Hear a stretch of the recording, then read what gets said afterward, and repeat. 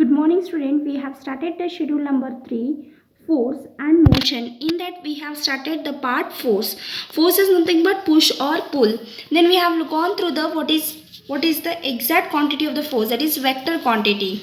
Then we have derived some formulas for the force by using the Newton's second law of the motion. That is, force is nothing but mass into the acceleration. Then SI unit of the force is Newton. The Newton is nothing but kg meter per second square. Then we have gone through that.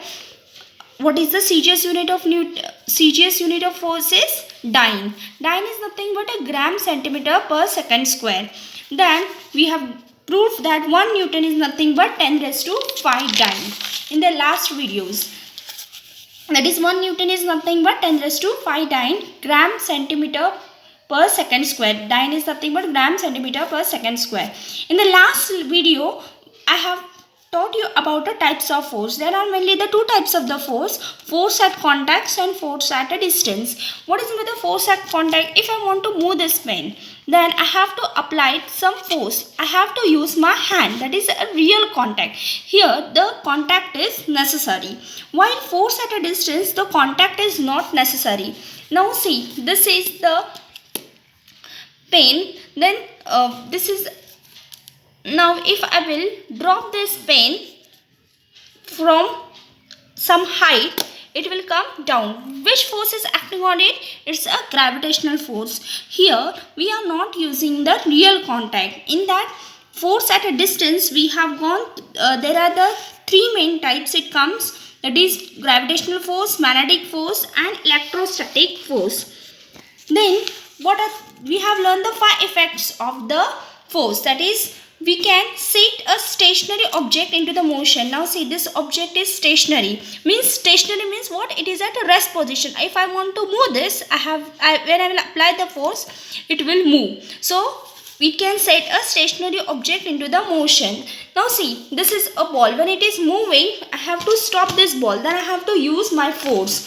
So the second is, we can stop the moving object. The force can stop the moving object. Force can change the speed of the moving object. Suppose this ball is moving, I can change its speed. I can increase its speed or I can reduce the speed of the moving object.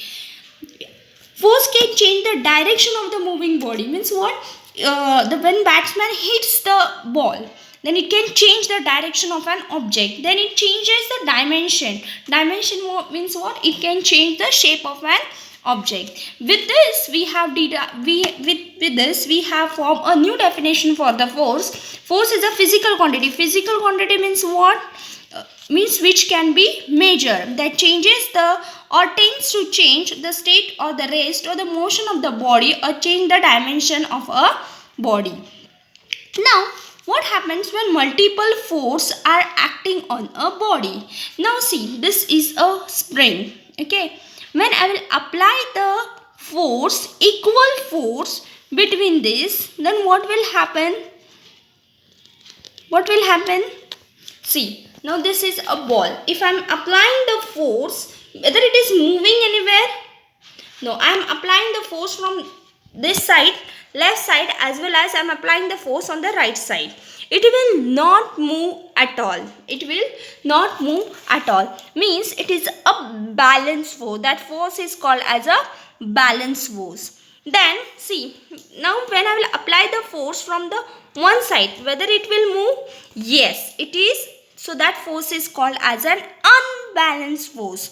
So here when see this ball, when I will apply the force from the both the side, now see, this is a pen. When I will apply the force on the both the side, it will remain there only. The ball will remain, or this pen will remain there only. Or when I will compress this spring on the both the side, it will be there only. But when I will move this force, when I will apply the force from one side, whether it will be balanced? No, it is unbalanced force. For example, the best example is tug of war game. In a sport, on the sports day, you might have played the tug of war game. If there are the same student on the both the side, if the same students are there on the both the sides and the same energy is applied, whether the rope will move or whether the rope will move from here or there.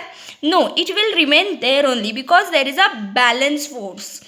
But if suppose in the one side there are the 10 students and another side only 3 students, whether the then what will be the condition? Whether it is a balance force? No, it is not a balance force. It is a unbalanced force. In balance force, the net force is equal to 0. It takes place when the body is at a rest or uniform motion. Now, what is meant by rest or uniform motion? Rest means what? Steady. And uniform means what? It is continuously moving with a constant speed. With a constant speed or a particular time. So that is called as a uniform motion.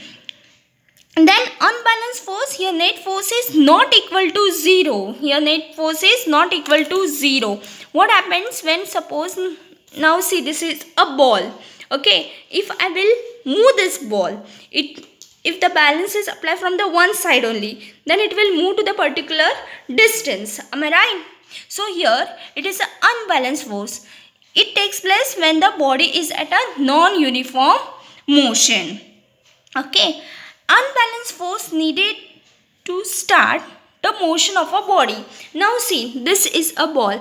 If I want to move this, I need some motion to start this body. Am I right?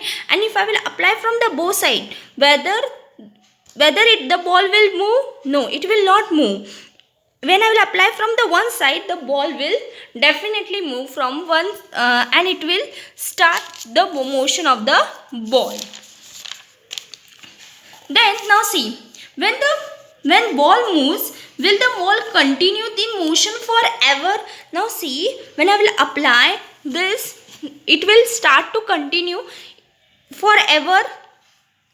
No, it will stop at particular point. Why the ball will stop at particular time? See, I have moved with some force. The ball has stopped to that particular point. Why that ball has stopped at particular point?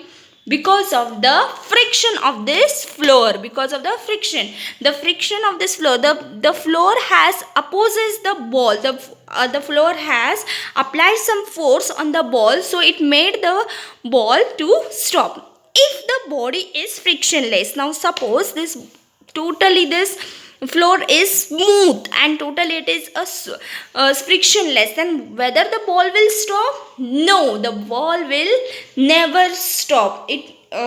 Because the unbalanced force will,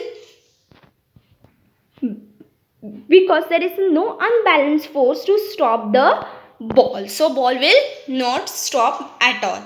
Now there are some example of to stop the motion of an object. When see, for example, when you kick the football, the ball will stop at a particular point. Why? Because the friction will be provided by the field, so it will make the ball to stop it. The best example is you may be riding the bicycle. You may be riding the bicycle. After pedaling the bicycle, at particular point, when you will stop the pedaling the bicycle, it will stop. When you will stop pedaling the bicycle at a particular point, the bicycle will stop. Why does it happen? Due to the friction of the road. So friction is necessary. Also there are some disadvantages of the friction. If the road is totally smooth, can we walk properly? No, we can't walk properly. Am I right? We can sleep. So there are some disadvantages of the friction. Now advantages and disadvantages of the frictions are there in the class 5th, which you have learned in the last year. So make a note of the frictions and write the advantages and disadvantages. Thank you.